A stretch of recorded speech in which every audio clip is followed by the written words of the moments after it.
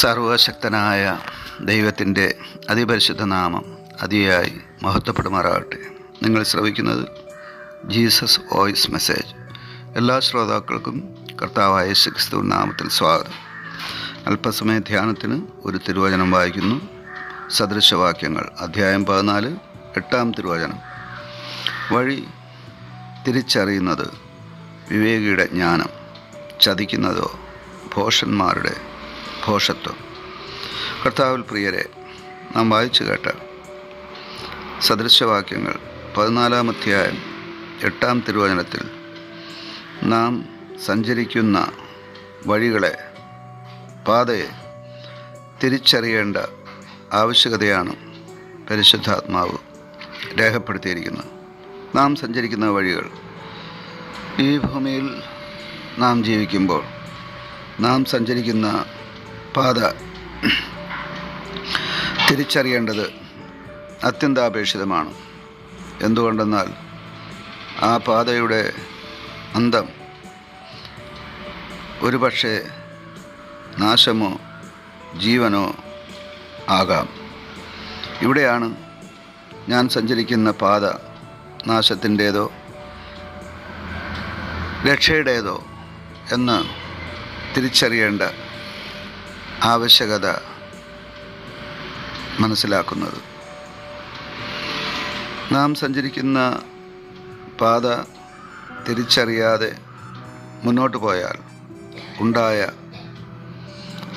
അപകടങ്ങൾ നിരവധിയാണ്, അനവധിയാണ്. അപ്രകാരം നാം സഞ്ചരിക്കേണ്ടുന്ന വഴി നാം വിവേകത്തോടെ തിരിച്ചറിഞ്ഞ് തിരഞ്ഞെടുത്ത് സഞ്ചരിക്കേണ്ട ആവശ്യകതയാണ് ഇവിടെ ഈ വചനത്തിൽ കാണുന്നത്. എന്തുകൊണ്ടെന്നാൽ ചിലപ്പോൾ നാം സഞ്ചരിക്കുന്ന വഴി നമുക്ക് ചൊവ്വായി തോന്നാമെങ്കിലും അതിൻ്റെ അവസാനം അത് മരണവഴികളിൽ ചെന്നുപെടുവാനിടയാവും. ഇത് വളരെ വ്യക്തമായി, സ്പഷ്ടമായി സദൃശവാക്യങ്ങൾ 16 അധ്യായത്തിൽ നമുക്ക് കാണാം.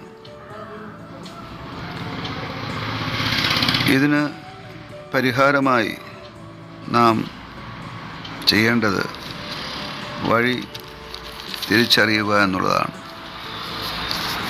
സദൃശവാക്യങ്ങൾ 16 അധ്യായം 25 വചനത്തിൽ പറയുന്നത്, ചിലപ്പോൾ ഒരു വഴി മനുഷ്യന് ചൊവ്വായി തോന്നുന്നു, അതിൻ്റെ അവസാനമോ മരണവഴികളത്ര എന്നാണ്. ഇവിടെ നമുക്ക് വഴി തിരിച്ചറിയേണ്ട ആവശ്യകത ചൂണ്ടിക്കാട്ടുന്നു. നാം സഞ്ചരിക്കുന്ന വഴി മരണവഴിയോ ജീവൻ്റെ വഴിയോ? എന്താണ് മരണവഴി? എന്താണ് ജീവൻ്റെ വഴി? ജീവൻ്റെ വഴിയാണ് കർത്താവായ യേശു നമുക്ക് കാട്ടിത്തന്നത്. ഞാൻ തന്നെ വഴിയും സത്യവും ജീവനുമാകുന്നുവെന്ന് സ്വയം പ്രഖ്യാപിച്ച കർത്താവ് മനുഷ്യരാശിയെ സ്വർഗത്തിലേക്ക് നയിക്കുന്ന മാർഗമാണ്, വഴിയാണ് എന്ന് നാം തിരുവചനത്തിലൂടെ മനസ്സിലാക്കുന്നു. ആ ക്രിസ്തു മാർഗത്തിൽ നാം സഞ്ചരിക്കുമ്പോൾ നമുക്ക് മോക്ഷം അഥവാ സ്വർഗരാജ്യം, നിത്യജീവൻ ലഭിക്കുവാനിടയാകും. ആ മാർഗം വിട്ട് നാം ദുഷ്ടൻ്റെ പാതയിൽ അഥവാ പിശാചിൻ്റെ പാതയിൽ, സാത്താൻ്റെ പാതയിൽ സഞ്ചരിക്കുമ്പോൾ ശപിക്കപ്പെട്ട പിശാചിനും അവൻ്റെ ദൂതന്മാർക്കും ഒരുക്കിയിരിക്കുന്ന നിത്യനരകത്തിലേക്ക് ചെന്ന് നിബദിക്കുവാൻ ഇടയായിത്തീരും. അതുകൊണ്ട് വഴി തിരിച്ചറിയേണ്ടത് അത്യന്താപേക്ഷിതമാണ്. അത് വിവേകിയുടെ ജ്ഞാനോപദേശമാണ്. വഴി തിരിച്ചറിഞ്ഞ് ദൈവിക പാതയിൽ സഞ്ചരിക്കുവാൻ ഇന്ന് പ്രഭാതം നമുക്കിടയാകട്ടെ. ക്രിസ്തു മാർഗം ദൈവത്തിൻ്റെ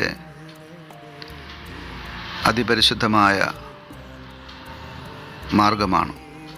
ആ പാതയിലൂടെ സഞ്ചരിക്കുന്നവർ നിത്യജീവന് അവകാശികളായിത്തീരും. ആമേൻ.